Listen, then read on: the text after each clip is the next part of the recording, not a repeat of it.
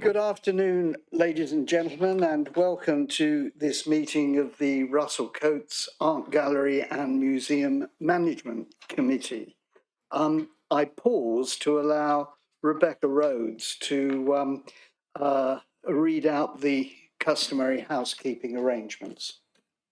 Thank you, Chair.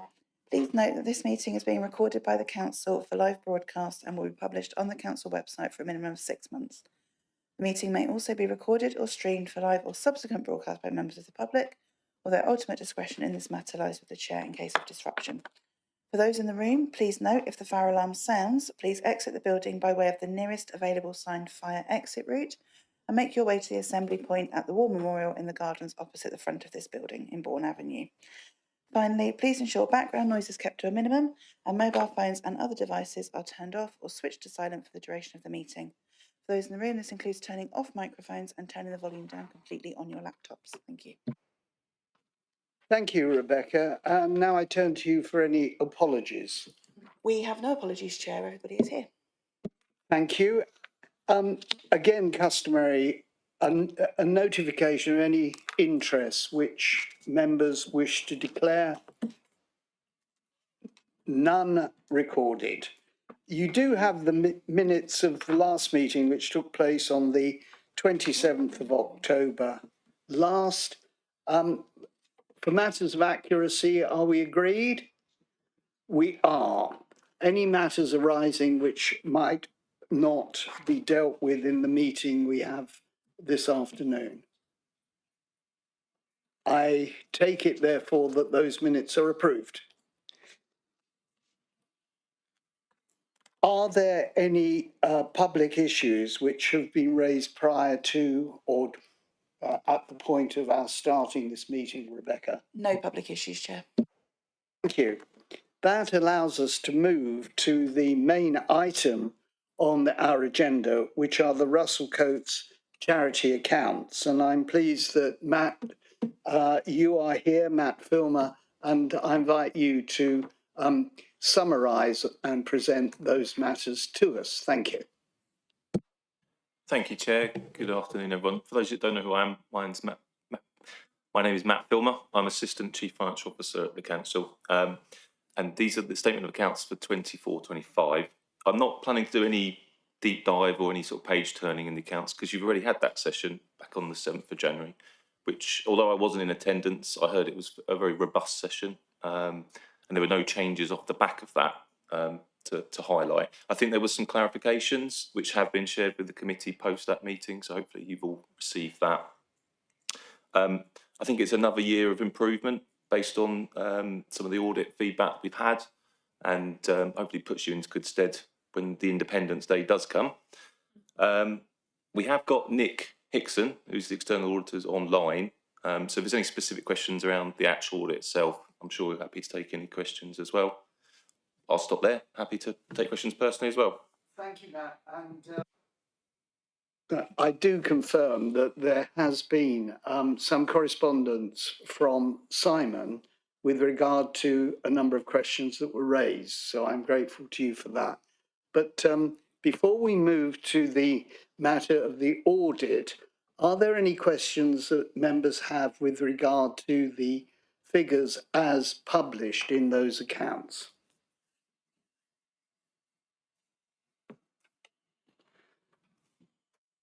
Thank you. In which case, I'm grateful for your attendance, Mr. Hickson, because we come now to the matter of the audit. And there are a number of questions which I think members of the committee wish to raise with you with regard to some of the findings that are set out in your report. At which point I do pause. Are there matters? Thank you, Alan Frost. Thank you, Chair. I would like to seek a clear and specific explanation of the section of the accounts that refers to going concern. On page 11 of the audit report, it is stated that the accounts are prepared subject to a, quotes, going concern opinion from the auditors. Ordinarily, such wording signals that the auditors consider the organisation may continue to operate that there are significant risks or uncertainties which should be clearly identified elsewhere in the report. I've searched for those risks, but I cannot find them set out in the audit findings note prepared by Hickson's. I would therefore like to know precisely what concerns, if any, underpin this opinion and where they are disclosed. Page 17 of the report states, and I quote in full, "Going concern. Historically, the Council, in its role as local authority and corporate trustee, has provided donated services each year sufficient for the Trust to achieve break-even. This is currently the policy, and the trustee has received confirmation that this support will continue for the foreseeable future and is considered adequate. And so the accounts have been prepared on a going concern basis. The trustee considers that there are no material uncertainties about the Trust's ability to continue as a going concern." Close quotes. I find this statement deeply problematic. BCP Council is both the sole trustee and the principal provider of donated services. That represents an inherent and obvious conflict of interest. The Council is effectively assuring itself that its own support will continue, and then relying on that assurance to justify a going concern-based assessment. That is not independent assurance, and it is precisely the type of conflict that the creation of a new corporate trustee was intended to address. Furthermore, one of the explicit reasons for establishing a new corporate trustee was BCP's Council's desire to withdraw from its historic level of financial and operational support for the museum. Given the Council's well-documented financial difficulties, it is unrealistic to suggest that it can continue to support the museum either on a day-to-day basis or through the substantial capital investment required to preserve the building fabric. Against that background, I struggle to see how the assertion that there are, quote, "no material uncertainties" can be sustained. The report notes that in order to facilitate the formation of the new corporate trustee in 2023, a financial settlement was agreed by BCP Council at its meeting in February 2024. It does not record a highly significant post-balance sheet event on 1st of October 2025, when the Council unilaterally varied the terms of that settlement. This change has fundamentally undermined the financial assumptions on which the new governance arrangements were based. As a result, the shadow board of the new corporate trustee is now left with a serious and unresolved question. How can it lawfully and responsibly manage the museum without the transitional funding that was originally promised? In my view, this development represents a material uncertainty that should have been explicitly recognised in the going concern assessment. I will be clear, if that funding position is not secured, I would resign as a director of the new corporate trustee, because without it, I could not properly discharge my statutory duties. I therefore ask how the going concern conclusion can be justified in light of these facts, and why these risks are not clearly and transparently set out in the accounts. Thank you, Chairman. Thank you very much, Alan.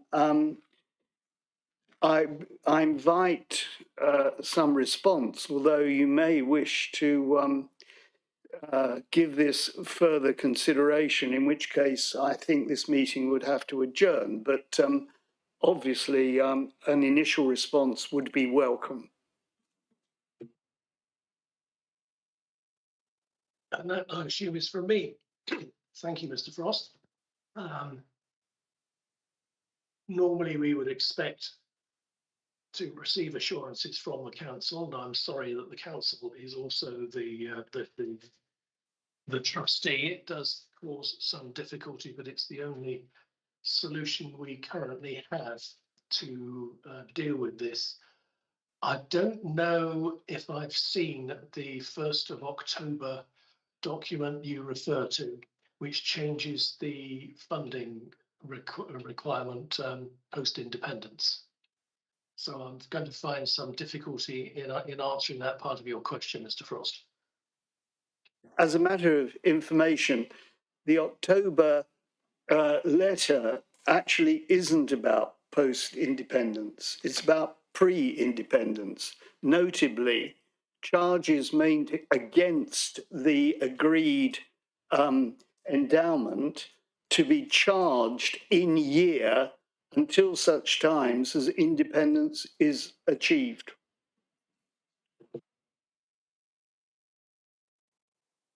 Well, thank you, Chair. I'd still, I think, like to see the whole document before I can comment in any great detail on this.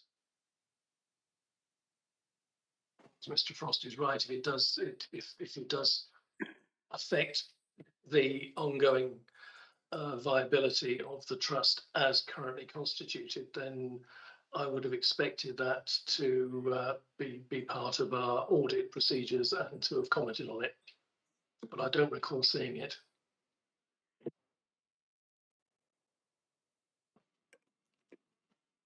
Members of the committee, I think it is our responsibility, or it is the responsibility of the committee to sign off the accounts for the preceding year on the basis of the questions which Alan has put to the auditor. I don't feel that we are in a position so to do.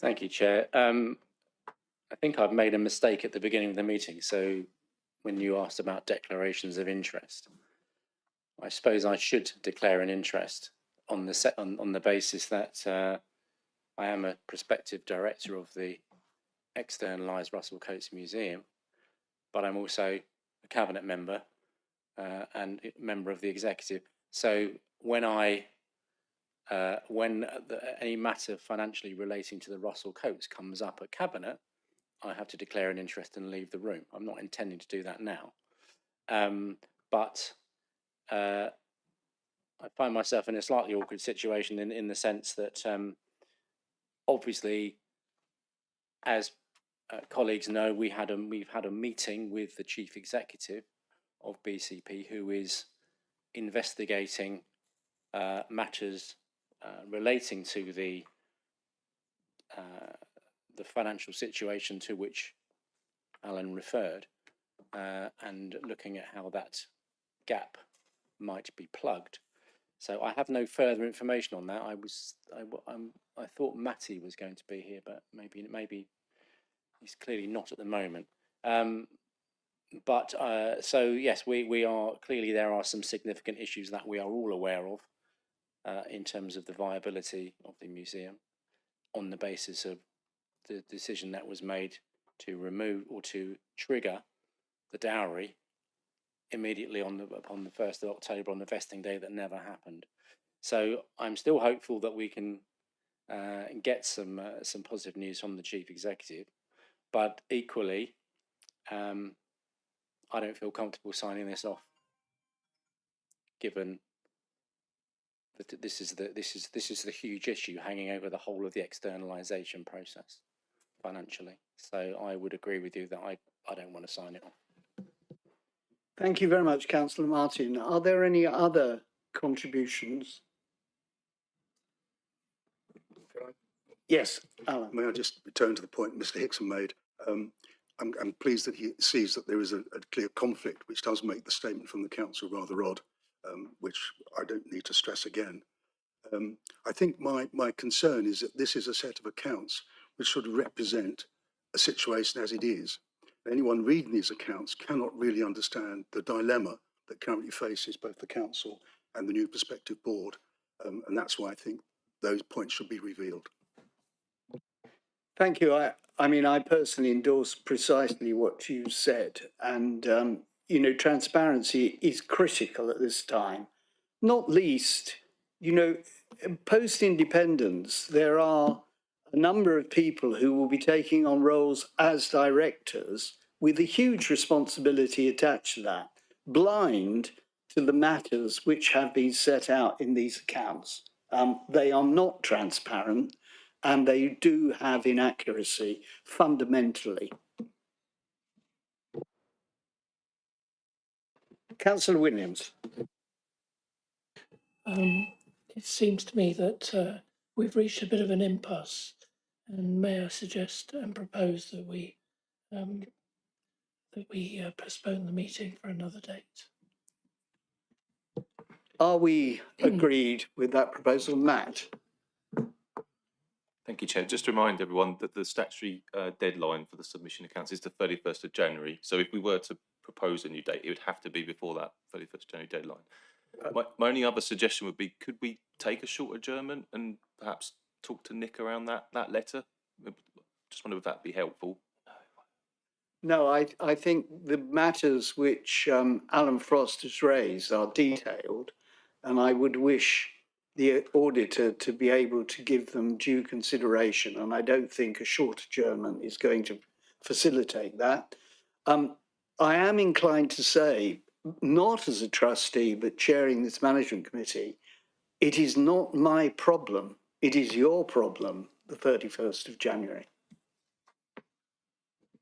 I am here and am being invited to lead a meeting to sign off accounts which are not satisfactorily prepared.